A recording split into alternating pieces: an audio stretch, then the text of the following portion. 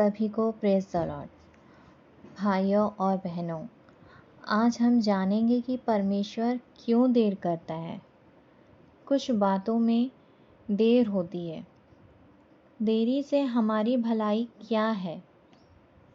कई बार हमें लगता है हमारी प्रार्थनाएं सुनी नहीं जा रही या आशीष देर से मिल रही है, परंतु सच्चाई यह है कि परमेश्वर हर देरी हमारी भलाई, हमारी तैयारी और हमारे विश्वास को मजबूत करने के लिए होती है।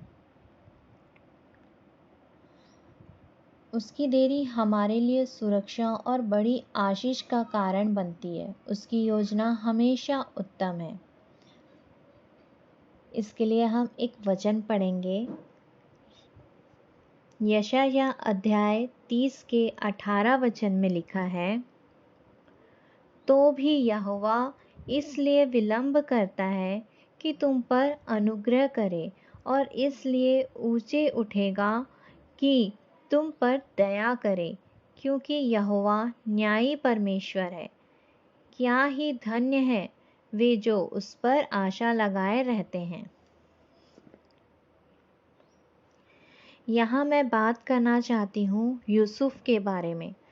परमेश्वर ने यूसुफ को एक सपना दिखाया जिसका अर्थ था कि वो एक दिन बहुत बड़ा मंत्री बनेगा।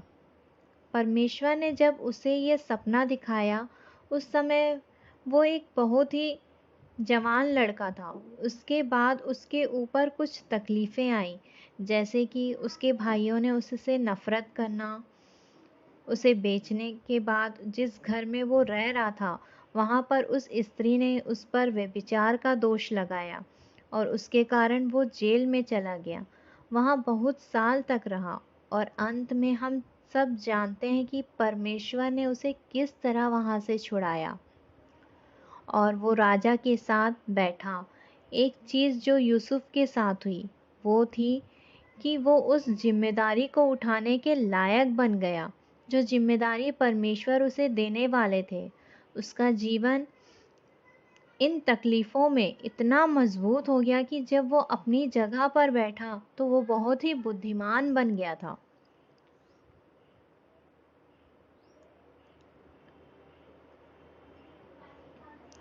प्रेरितों के काम अध्याय 7 के 10 में लिखा है, और उसे उसके सब क्लेशों से छुड़ाकर मिस्र के राजा फिरौन के आगे अनुग्रह और बुद्धि दी, और उसने उसे मिस्र पर और अपने सारे घर पर हाकिम ठहराया।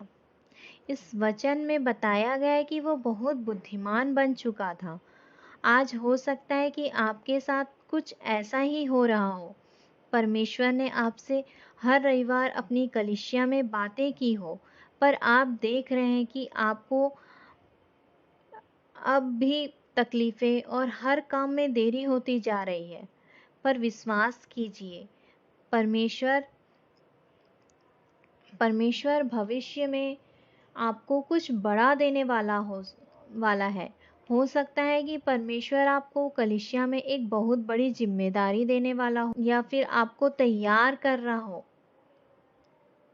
उस जिम्मेदारी को उठाने के लिए, उस जिम्मेदारी को निभाने के लिए। धीरज रखिए, वह अपने समय में सब कुछ बदल देगा। हालेलुया। परमेश्वर का अनुग्रह और उसकी दया हम सब पर हमेशा बनी रहे। आमीन।